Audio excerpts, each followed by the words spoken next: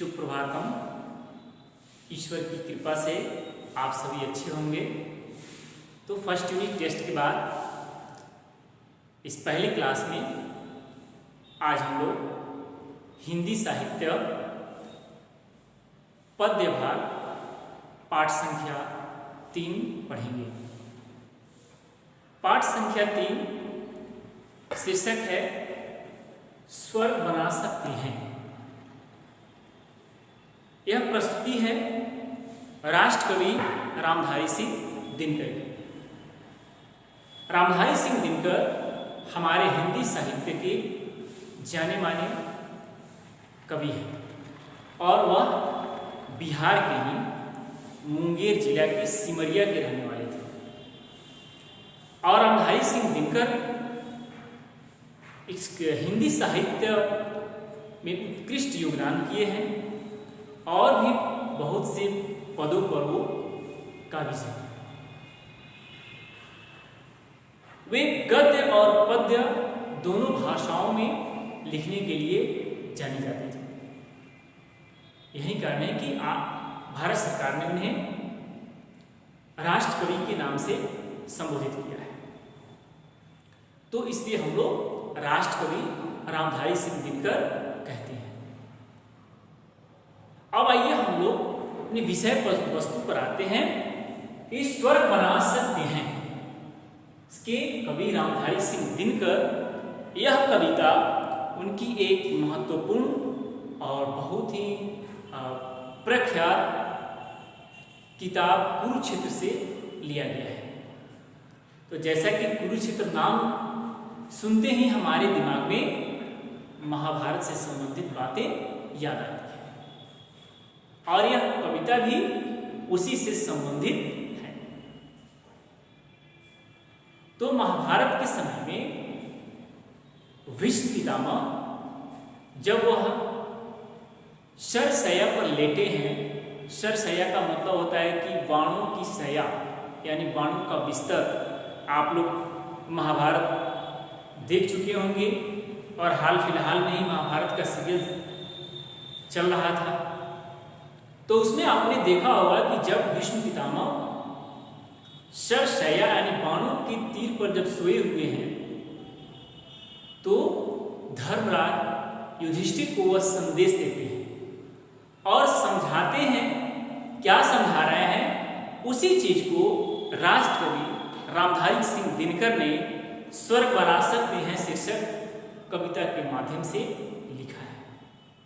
अर्थात इस स्वर्ग बना सकते हैं शीर्षक कविता के माध्यम से रामधारी सिंह दिनकर यह बता रहे हैं कि जब भीष्म पितामह धर्मराज युधिष्ठिर को समझा रहे हैं तब समझाते हुए यह कह रहे हैं कि धर्मराज यह भूमि किसी की नहीं कृत है दासी। धर्मराज यहां किसको कहा गया है? ये धर्मराज जो है युधिष्ठिर को कहा गया है क्योंकि वह धर्म की रक्षा करने वाले थे, इसलिए उन्हें धर्मराज कहा गया है। तो भीष्म पितामह कह रहे हैं कि धर्मराज यह भूमि किसी की कि हे धर्मराज युधिष्ठिर, यह भूमि यह धरती किसी की दासी नहीं है। यह धरती किसी की दासी नहीं है, किसी की नौकरानी नहीं है। ठीक है, नहीं कृत है दासी, अर्थात कृत का मतलब होता है खरीदा हुआ। यह किसी की खरीदी हुई दासी यानी नौकरानी नहीं है। तो कहने का मतलब है कि इस पर सबका समान अधिकार है। उसके बाद में कह रहे हैं कि है जन्ना समान परस्पर इसके सभी निवासी। जन्मना यानी जन्म से, समान यानी एक समान, सभी निवासी यानी हम सब कोई निवासी है। अर्थात इस धरती पर जन्म से ही सबका एक समान अधिकार है। तो अभी भीष्म पितामह धर्मराज युधिष्ठिर को समझाते हुए कह रहे हैं कि हे युधिष्ठिर, यह भूमि किसी की खरीदी हुई दासी नहीं है, नौकरानी नहीं है। यह धरती जन्म से ही सभी व्यक्तियों के लिए एक समान है, एक बराबर है, अर्थात यहाँ पर सबका समान अधिकार है। अब आइए दूसरे खंड के माध्यम से देखते हैं। सबको मुक्त प्रकाश चाहिए, सबको मुक्त समीरण, सबको मुक्त यानी आजाद, फ्रीडम, प्रकाश, लाइट, अर्थात विश्व पितामह कह रहे हैं कि जो प्रकृति प्रदत्त जो भी संसाधन है, रिसोर्सेस है, उस पर सभी व्यक्तियों का समान अधिकार है। चाहे वह वर्षा हो, धूप हो, गर्मी हो, ठंडी हो, धरती हो या फिर हवा। और प्रकृति प्रदत्त जितनी भी वस्तुएं हैं या संसाधन है, रिसोर्सेस हैं, वह सभी मुफ्त में प्रकृति ने दिया है। वह हमें गॉड गिफ्टेड है, ईश्वर ने हमें उसे मुफ्त में दिया है।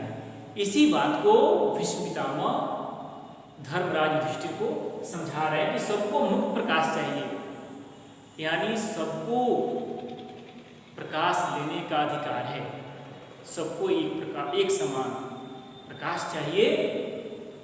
सबको मुक्त समीरण यानी हवा, सबको एक समान हवा चाहिए, सबको हवा लेने का अधिकार है।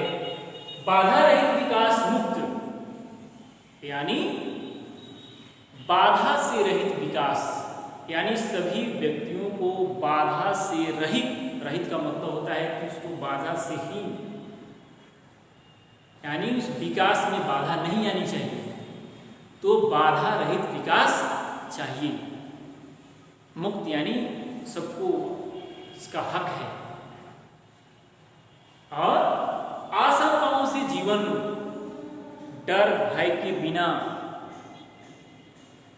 आशंका यानी डाउट, तो डाउटलेस यानी आशंकाओं से हीन। तो हम ऐसा जीवन जिए जिसमें किसी भी प्रकार का डर न हो। अब डर का मतलब यहाँ पे डर न हो, इसका मतलब यह नहीं है कि हम किसी से डरेंगे ही नहीं, हम किसी को कुछ बोल देंगे, किसी को कह देंगे, किसी की हत्या कर देंगे, नहीं। मतलब हम एक कायरतापूर्ण जीवन हम नहीं बिताएंगे। सबको यह अधिकार है कि एक स्वतंत्र जीवन बिताने का सबका अधिकार है। ठीक है, तो आइए एक बार और देखते हैं कि स्वर्ग बना सकते हैं शीर्षक कविता के माध्यम से राष्ट्र कवि रामधारी सिंह दिनकर अपनी प्रसिद्ध किताब कुरुक्षेत्र से इस कविता को लिए हैं और इसके माध्यम से बता रहे हैं कि जब महाभारत के समय में विश्व पितामह धर्मराज युधिष्ठिर को समझाते हुए कहते हैं कि हे युधिष्ठिर, यह भूमि किसी की दासी नहीं है, यहाँ पर जन्म से ही सभी व्यक्ति एक समान हैं और सबका अधिकार एक बराबर है। सभी को एक समान प्रकाश चाहिए और सभी को एक समान हवा चाहिए और बाधा रहित विकास, सभी व्यक्ति को बाधा से हीन, बाधा रहित एक बराबर विकास करने का, आगे बढ़ने का हक है। और आशंकाओं से जीवन यानी इस हर व्यक्ति को एक खुल करके जीवन जीने का हक है, अर्थात वह एक कायरतापूर्ण जीवन न बिता करके वह खुल करके हंस करके एक जीवन बिताना चाहते हैं। तो मैं आशा करता हूं कि आप समझ चुके होंगे। आप अपने घर में इसको बैठ के एक दो बार पढ़िएगा, इसके अर्थ को समझिएगा और PDF के द्वारा मैं इसके भावार्थ को लिख करके मैं भेज दूंगा। बाकी अगले वीडियो में हम लोग देखेंगे। Thank you.